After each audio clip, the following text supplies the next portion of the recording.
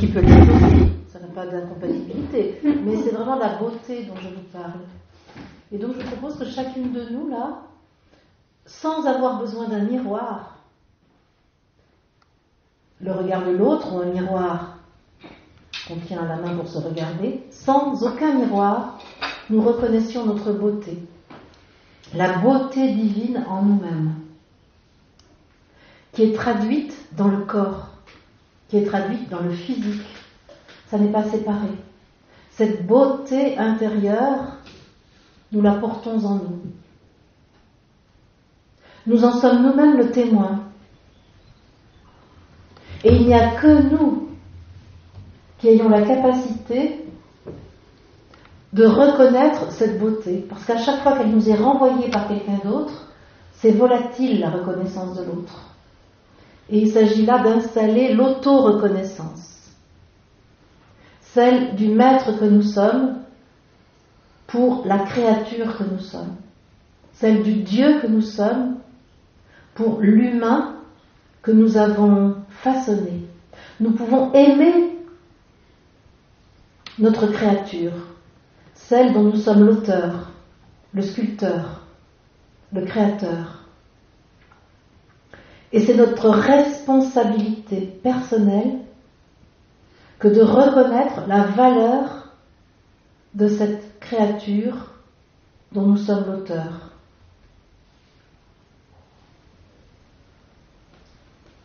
Par notre regard intérieur, nous pouvons nous admirer.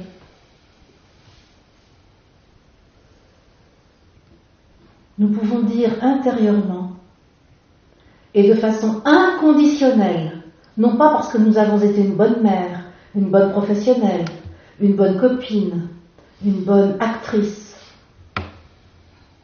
Je suis admirable par la présence divine en moi. Je m'admire.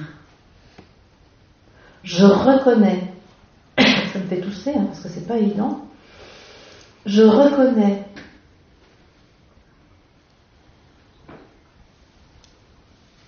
je suis à l'intérieur de moi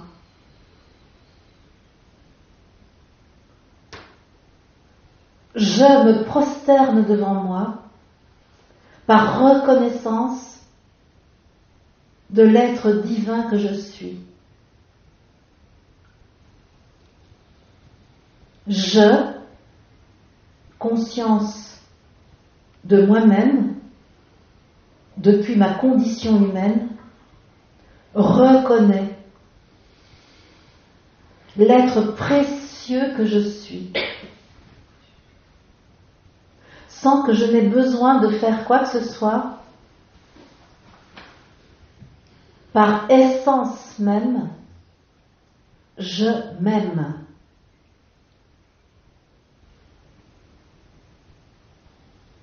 Indépendamment de toute action, de tout effort, de toute production émanant de ce corps, je reconnais ma valeur.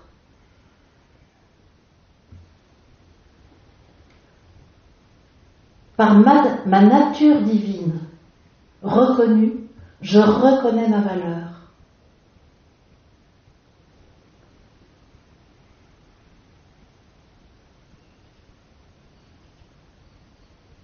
Par ce que je suis de toute éternité et qui est manifesté ici, je reconnais que je suis intéressante.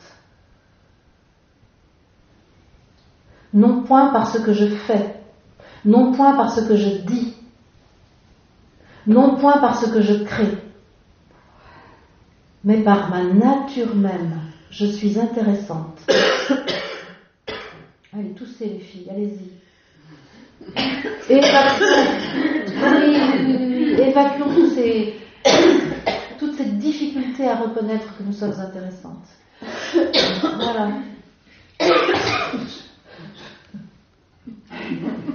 Ouais. Reconnaître que nous sommes intéressantes. Je suis intéressante. J'irais même jusqu'à prendre un café avec moi-même à la terrasse, en terrasse, parce que je suis intéressante. Je n'ai besoin d'aucun témoin du fait que je suis intéressante pour reconnaître que je suis intéressante. C'est ça notre travail d'aujourd'hui. Y compris en étant une femme. Y compris dans la manifestation, je suis en femme. Je suis fiable. Je suis fiable. J'en termine avec Ève et l'accusation qui lui est faite d'occasionner la chute de l'humanité. Là, ensemble aujourd'hui, nous pouvons réhabiliter la condition d'incarnation en femme. Nous n'avons même plus besoin d'être une mère pour nous réhabiliter. En tant que femme, dans ce corps, nous reconnaissons notre divinité comme nous la reconnaissons dans le corps de l'homme masculin. De la même manière. C'est la même substance. C'est la même nature. La même consistance. Nous pouvons là déjouer tous les courants féministes qui n'ont fait qu'essayer de compenser la croyance qui s'est inscrite dans la légende humaine. Et nous pouvons là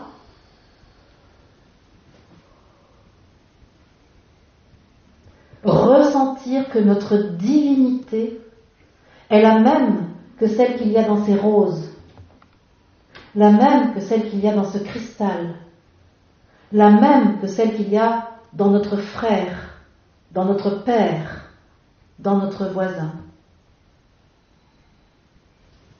Elle n'est pas moindre, elle n'est pas plus, elle est la même.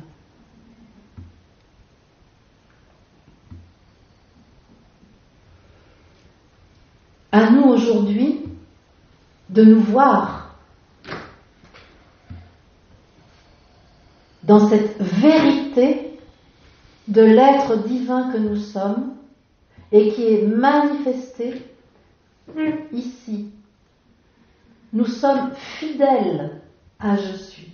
Nous, femmes, ici, sommes entièrement fidèles à je suis. Aucune trahison par notre incarnation, mais une loyauté et une fidélité absolue en l'être divin, à l'égard de l'être divin que nous sommes. Nous sommes la manifestation parfaite de je suis. Ce corps, dans ce genre féminin, est la manifestation parfaite de je suis. Tout comme le corps du genre masculin est la manifestation parfaite de je suis.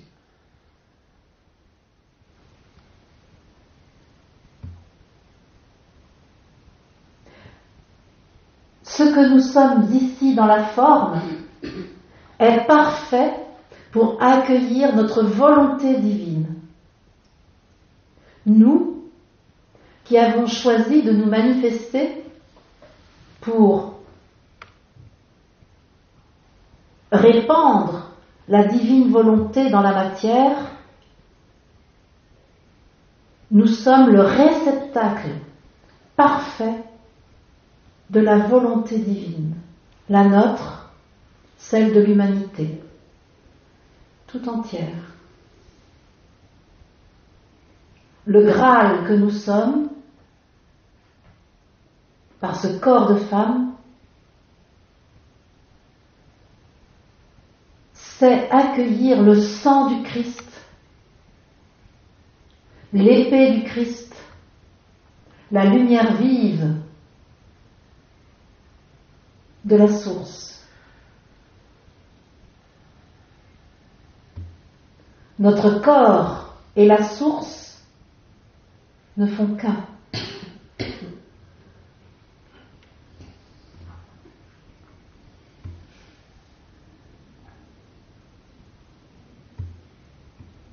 Nous savons parfaitement manifester le non manifesté. Nous pouvons ici reconnaître l'engagement pris par je suis de manifester l'esprit, la source, je suis. Et nous pouvons nous reconnaître adéquate dans cette fonction que nous avons choisi de manifester ici le divin, le principe.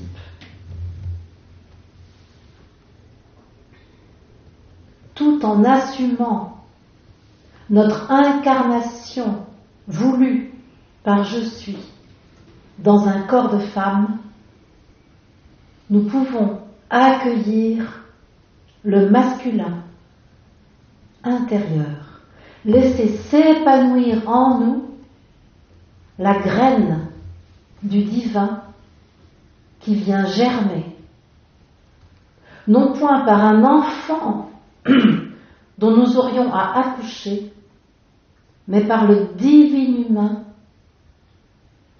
qui cherche à surgir de ce corps reconnu enfin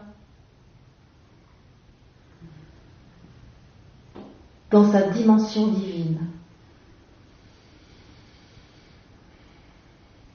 Nous pouvons aujourd'hui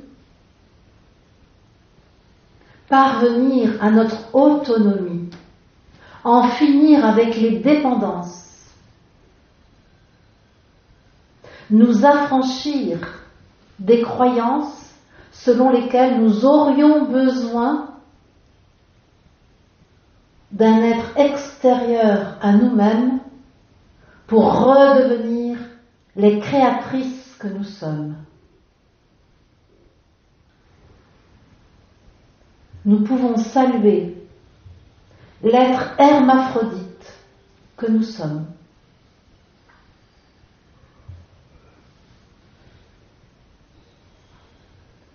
L'être hermaphrodite que nous sommes.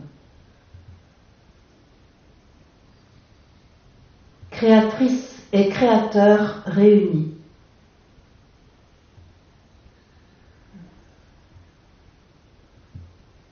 Semeur et moissonneur réunis.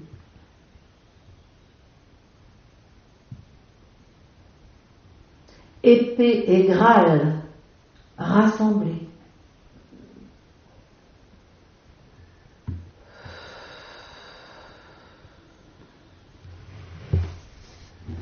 Le rayon doré, couleur or, en nous vient se poser.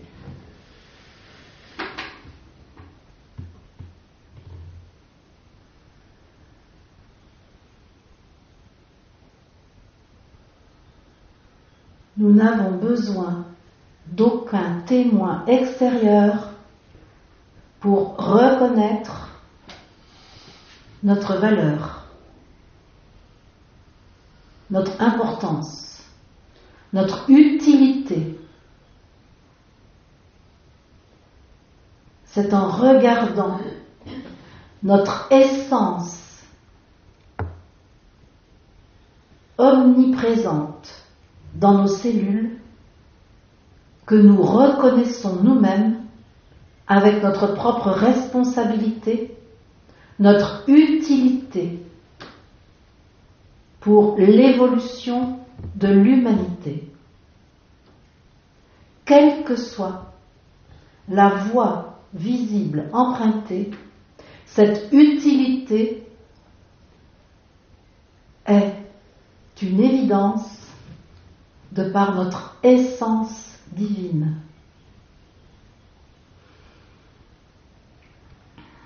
Nous, ici réunis, nous pouvons être dans la conscience de cette importance par la mission qui nous échoit aujourd'hui de porter haut le flambeau de la reconnaissance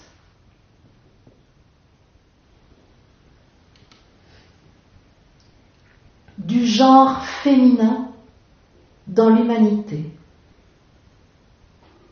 Porter haut le flambeau de la réhabilitation des femmes qui, à la suite de l'archétype Ève, ont été accusées de provoquer la chute. Aujourd'hui, nous suscitons l'ascension par notre propre reconnaissance accordée à nous-mêmes, sous notre propre responsabilité. Nous sommes vecteurs de l'ascension de la conscience de l'humanité.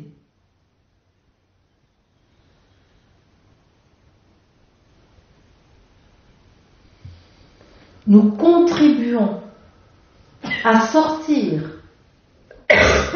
de la polarisation qui fut nécessaire à l'évolution de la création pour l'évolution de l'information divine.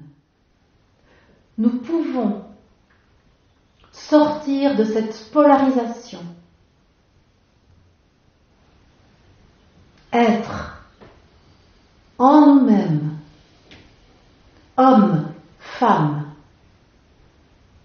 réunis, imbriqués, être l'être complet, sans amputation, que nous sommes en réalité, au-delà de l'apparence, nous retrouvons notre essence, nous témoignons de notre puissance et nous servons l'ensemble de l'humanité.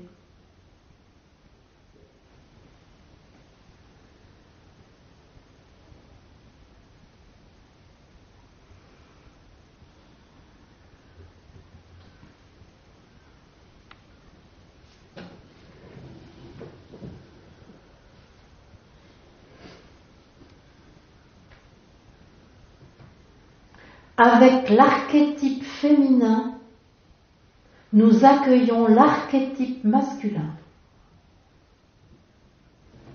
Anima, animus ne font qu'un.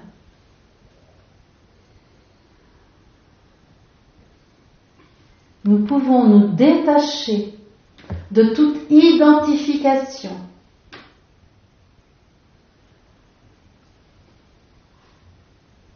à la féminité pour être dans notre totalité, tout en accueillant pleinement l'expression féminine de cette totalité.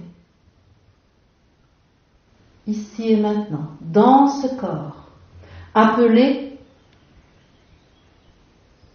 à se transformer pour retrouver sa nature éternelle, intemporelle, spirituelle. De ce corps de femme émerge le corps vibratoire. Tout comme du corps de l'homme masculin émerge le corps vibratoire.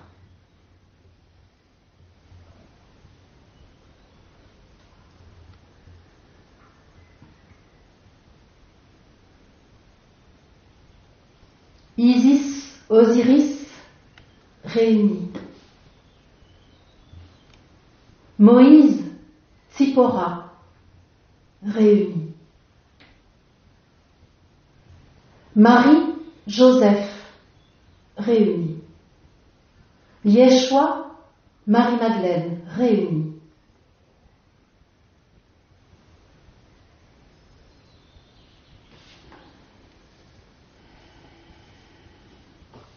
Mère Sri Aurobindo réunie.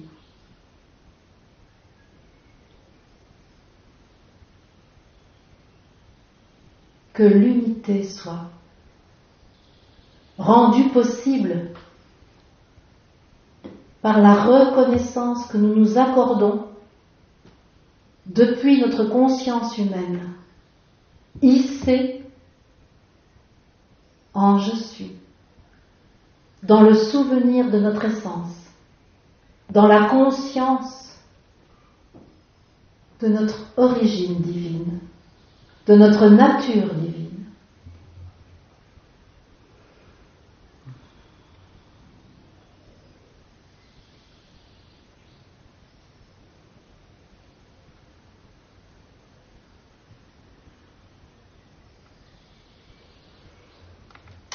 Merci, chère sœur. Merci.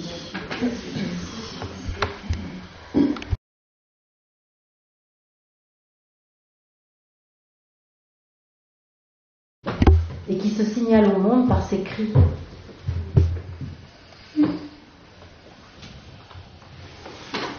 On peut retrouver cette conscience, elle est dans nos cellules. Et là, il est dans un environnement totalement inconnu, ce bébé. Il était dans un milieu aquatique et le voilà dans un milieu aérien. Il était réchauffé par le liquide amniotique et le voilà confronté à l'atmosphère extérieure qui peut être froide, chaude, mais en aucun cas à 37 degrés comme celle qu'il a connue.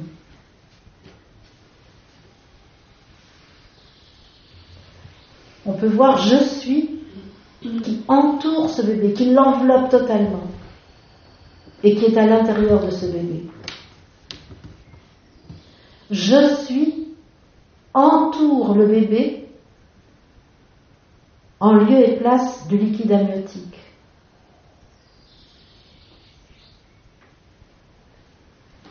Mais le bébé ne voit pas l'environnement, ne voit pas les autres humains. Le bébé que nous sommes ne connaît que lui-même et se retrouve dans une ambiance étrangère. Nous sommes en exil. Nous sommes en terre inconnue.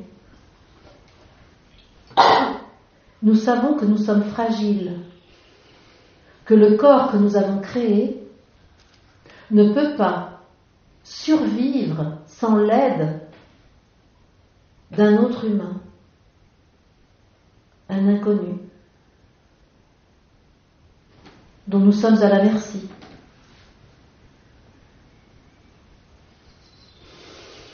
C'est dans nos cellules que se trouve la mémoire de tout ça. Et aujourd'hui, nous pouvons accueillir ce bébé. Nous pouvons aller le chercher. Nous pouvons modifier notre histoire de naissance. Nous pouvons prendre conscience de je suis présent au moment de la naissance, alors que dans le visible, personne ne voit le je suis. Tout le monde voit une petite boule de chair sortie du ventre de la mère, fragile, dépendante. Alors, petit à petit, nous croyons être cela. Nous oublions l'atmosphère de je suis qui nous entoure et nous remplit.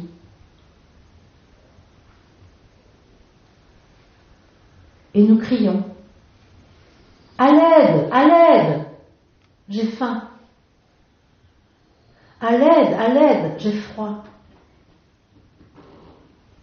À l'aide, je suis seule. Je n'ai plus de contact sur ma peau. À l'aide. Je dois ouvrir les alvéoles de mes poumons.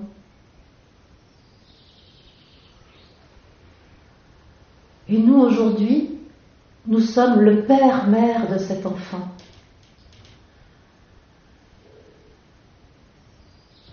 Il nous revient de le reprendre en nous, de le bercer, de le nourrir, de le réchauffer, non point avec des moyens matériels qui furent ceux nécessaires de l'heure de notre naissance,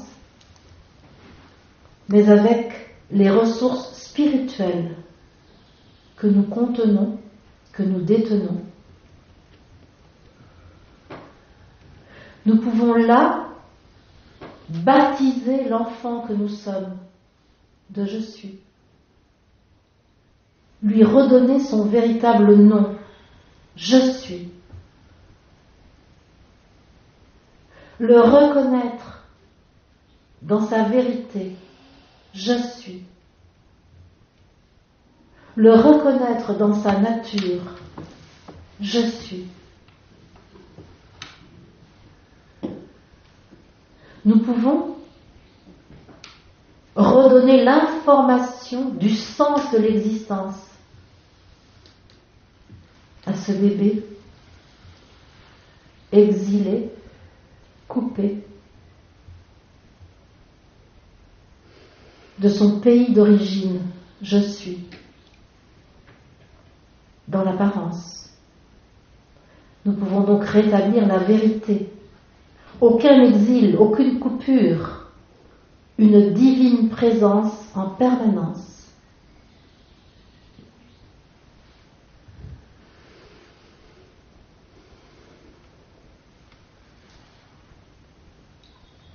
Nous pouvons dire à ce bébé que s'il est singulier, présent dans un corps de chair, il est relié à tous les autres humains, à tous les autres êtres divins manifestés en humain. Nous pouvons dire à ce bébé qu'il est porteur d'une identité unique au sein d'un environnement commun. Que s'il est seul à avoir cette apparence, il est aussi en pleine ressemblance avec ses prochains.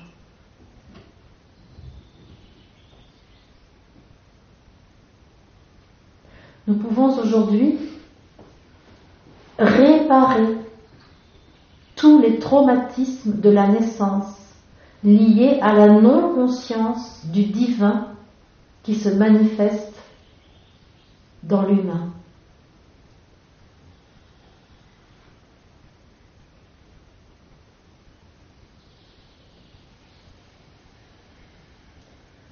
Redevenir le père-mère de l'enfant, le prêtre qui baptise l'enfant, le roi qui gère l'enfant.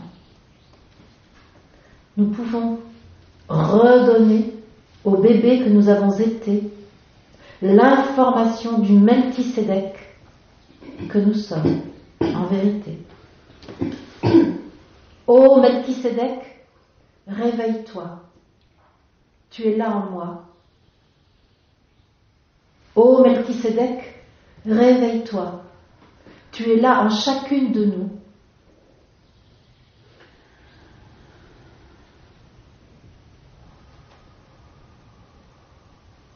Je te reconnais et je te donne le droit de régner ici, sur cette terre où j'ai cru être un esclave.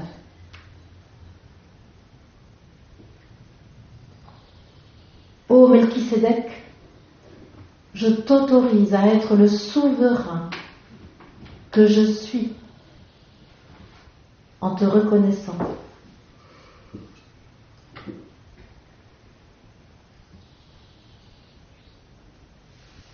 Le bébé que nous avons été et Melchisédek sont un. Nous sommes ici l'Immaculée Conception. nous nous sommes conçus dans la conscience absolue de l'être divin que nous sommes, et nous réparons la blessure de l'oubli de notre nature. Nous guérissons de l'amnésie. Melchisédek et le bébé que je suis sont un en vérité.